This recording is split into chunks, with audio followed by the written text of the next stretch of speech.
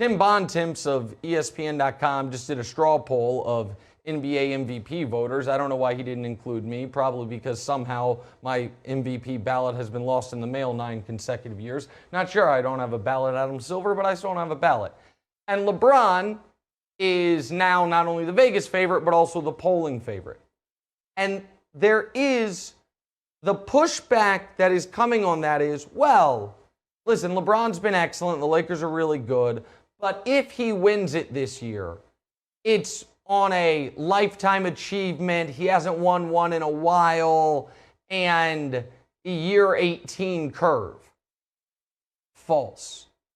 The reason LeBron right now would be league MVP is because up to this point in the season, he's been the league's most valuable player. His secondary star is having, by his standards, a very down year in Anthony Davis. His teammates it's a bunch of new pieces on the defending champs, and the guys who were there last year have had less rest than any team in the league other than the Heat. Despite that, he's been there every single game.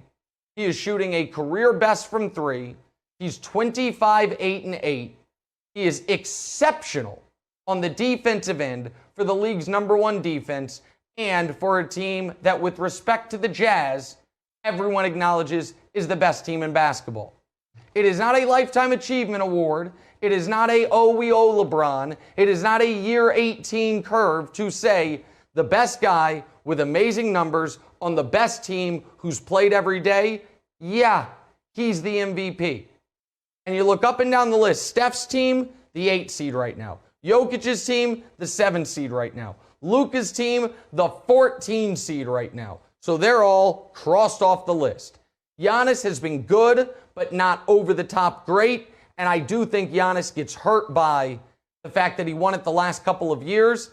Only Bird has won 3 straight, and that was after championships. So Giannis is in a rough spot. KD, through no fault of his own, has missed too much time. So who's left? LeBron and Embiid. And Embiid's missed almost half a dozen games, and as good as Embiid's been, he hasn't been as good as LeBron. So miss me with but he's not top 5 in any statistical category. There have been plenty of years he was top 5 in every statistical category, and folks argued it's not LeBron because they don't have the best team, or because he's not doing it on the defensive end. Right now, as we sit here today, February 10th, there is only one answer for NBA MVP. It's a guy who should have 7, currently has 4, and is about to get 5, which will be good because he's also about to get ring number 5 here in a few months as well. As you saw, if you're watching some basketball last night, listen, you just can't ask Kyrie Irving and James Harden, if Kevin Durant's not there, to be able to handle the duo of Jeremy Grant and a Plumlee brother. So, of course, the Nets allowed 120 plus because that's what the Nets do. And Kyrie had some thoughts after the game about what is going wrong with the Nets and what they can do to fix it. So here's the thing. And Kyrie actually had a pretty thoughtful press conference. There was at one point he was like, we're up against the refs. We're up against guys being pulled out due to COVID. We're on national TV too much. A little excuse making, but most of it was pretty thoughtful. But here's what Kyrie's missing. And here's what I think the majority of my colleagues in the national media are missing. They don't have the personnel. They are not a great team.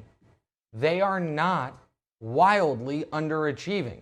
They might be slightly underachieving, but you know who the Brooklyn Nets are? An unbelievable, unstoppable, make-it-take-it team. If this was the summer and you're on one of those great blacktops in Brooklyn over by Barclays or in my neighborhood in Harlem, you're up at Rucker, the Nets would never leave the court. Our best 3 against your best 3, make it, take it. They're going to probably never have to play defense. And the NBA's made a lot of changes over the last few years. Going to a make it, take it format, I don't see being in the cards. And if that's the case, they're sunk. And they were sunk before the Harden trade, and the Harden trade didn't help them. because offense was never going to be their problem. I know this montage we're showing you is of missed jump shots, but that's not the issue. The issue is they were never going to be able to guard anybody, and they are proving they can't guard anybody. At this point, you know the stats.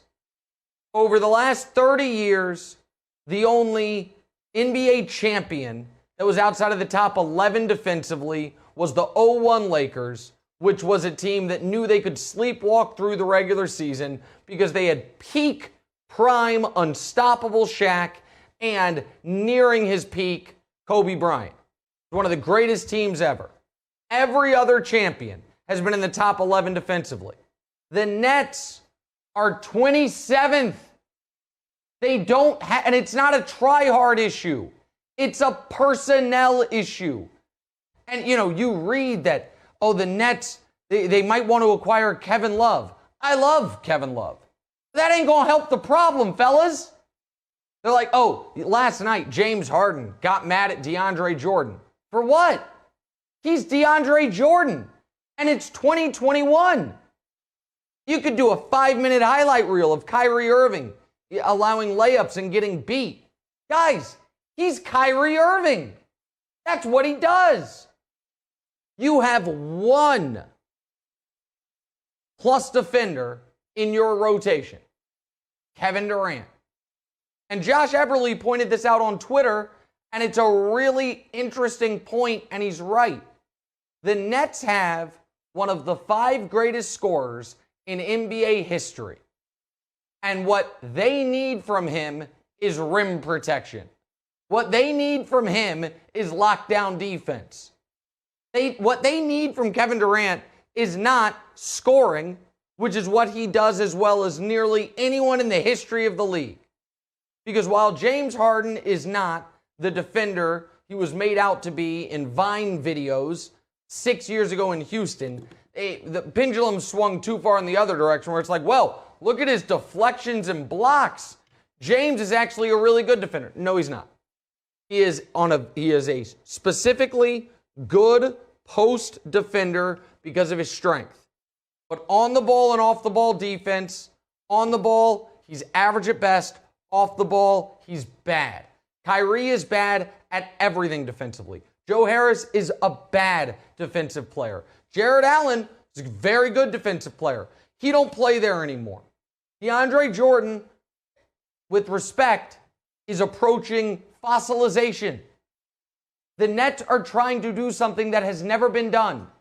You cannot go into the playoffs saying we're going to beat you 130, 128.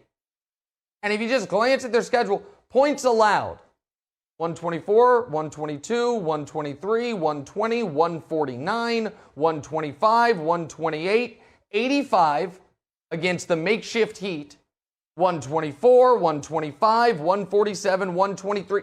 That's 120 plus with a couple 140-point games in every single game, points allowed, except for one over the last month.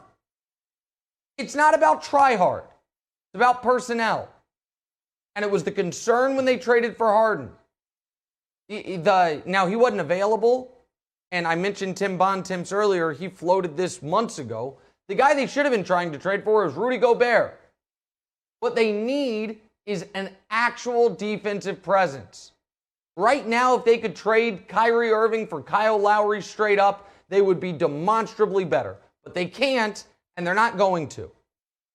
And by the way, then it's on the coaches. Okay, so Steve Nash and Mike D'Antoni are going to go to their well of experience on how to build great defenses. Guys, the Nets aren't underachieving. They're a poorly built team that is transcendent on one end of the ball and is not going to be bad on the other end of the ball, but historically bad on the other end of the ball. And that, my friends, is not only not the recipe for an NBA championship, that's a recipe for a second-round exit. Hi, everybody. Thanks for watching. Subscribe here to get the latest from the show. Also, be sure to check out more of the best clips from The Herd or go watch a few segments from other shows on FS1.